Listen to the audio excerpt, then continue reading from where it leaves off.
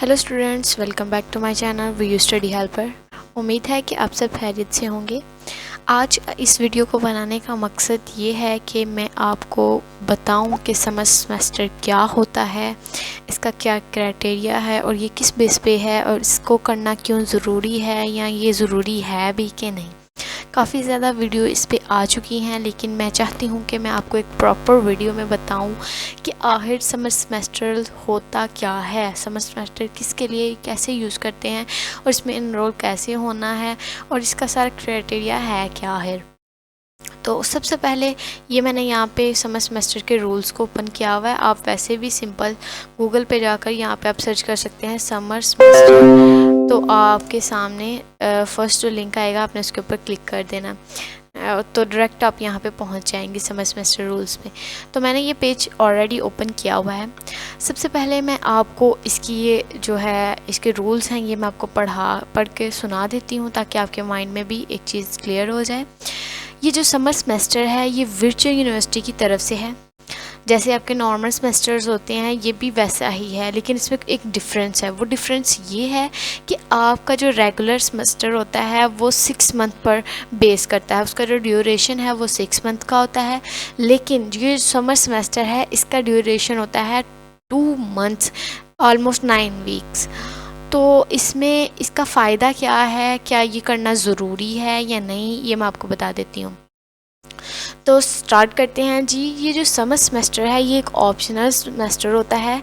इसमें आप वो सब्जेक्ट सेलेक्ट कर सकते हैं जिसमें आपका F ग्रेड लगा हो, आप फेल हुए हों या आप उसकी परफॉर्मेंस को अच्छा कर रहे हों।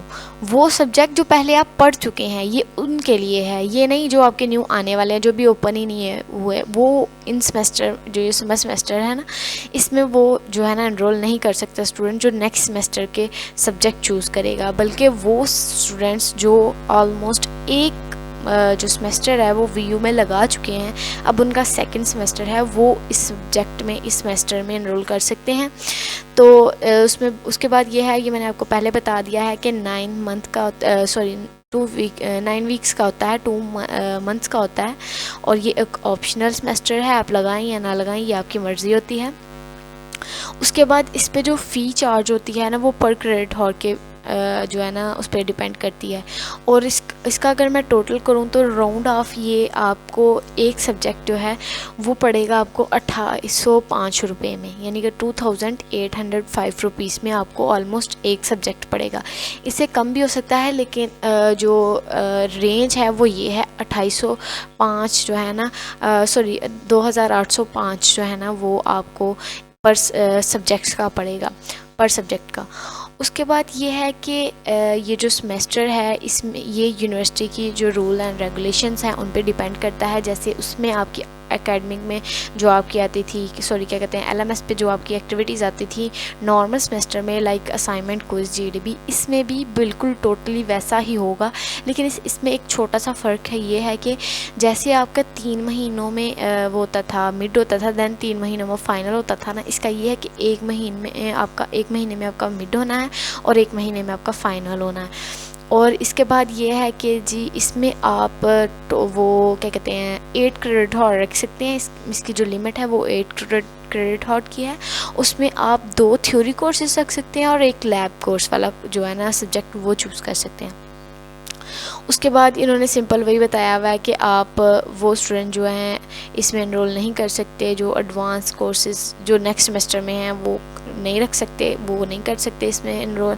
और उसके बाद ये है कि 8 क्रेडिट में से 2 कोर्सेज की जो है ना वो अप्रूवल जो है ना वो होगी आपको।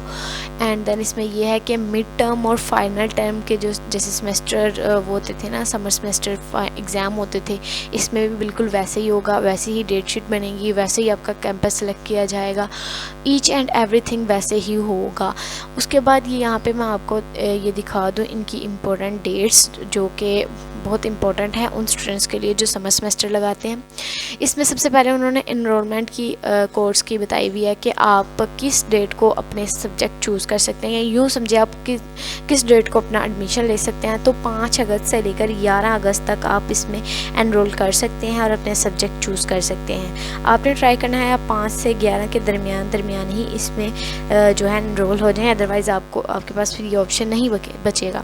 اس کے بعد جو آپ کی کلاسز ہیں وہ 12 اگست کو سٹارٹ ہو جائیں گی۔ جب آپ 11 اگست کو اپنے جتنے بھی یہ کیا کہتے ہیں کورسز ہیں سلیکٹ کر لیں گے، اس کے بعد اس سے اگلے دن ہی آپ کی جو کلاسز ہیں وہ بیٹھ جائیں گی، اور اس سے ایک دن بعد یعنی کہ 13 اگست کو آپ کا جو فی واؤچر ہے وہ جنریٹ ہو جائے گا۔ آپ نے وہاں سے جیسے آپ اپنے LMS کی گریڈ بک سے ڈاؤن لوڈ کرتے تھے نا اپنا فی واؤچر، اس سے بھی آپ نے سیم ویسے ہی کرنا ہے اور اس کی فی پے کرنی ہے، چاہے وہ آپ بینک کے تھرو کریں یا ایزی پیسہ یا ETC کوئی بھی وائلٹ یا پھر جو بینک ہے اس کے تھرو کر سکتے ہیں۔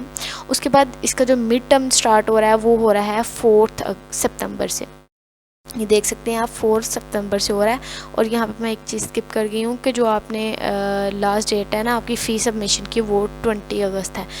اس کے بعد اس میں آپ کی انسٹالمنٹس نہیں ہوں گی، اگر ہوں گی بھی تو بہت کم ٹائم ملے گا، تو لہٰذا میں آپ کو پہلے ہی اس چیز کا دیتی ہوں کہ آپ انسٹالمنٹ نہ کیجیے گا، اس سے آپ بہت زیادہ نا وہ ڈبل مائنڈیڈ ہو جائیں گے۔ اس کے بعد یہ ایگزام مڈ ٹرم کے جو ایگزام ہے وہ 4 سپتمبر کو آپ کے سٹارٹ ہو جائیں گے، اور فائنل جو ہیں وہ 7 اکتوبر کو ہوں گے، اور آپ کے جو رزلٹ آئے گا فائنل کا وہ آپ کا آ جائے گا 15 اکتوبر کو۔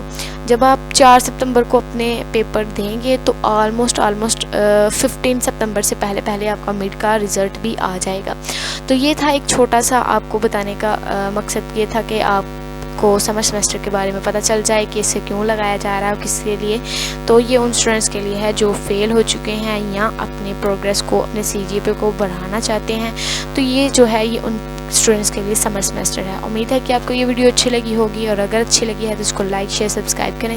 تو ملتے ہیں نیکسٹ ویڈیو میں، جس میں آپ کو بتاؤں گی کہ آپ نے اپنے سبجیکٹ کیسے سلیکٹ کرنے ہیں۔ تو تب تک کے لیے اللہ حافظ، ملتے ہیں نیکسٹ ویڈیو میں۔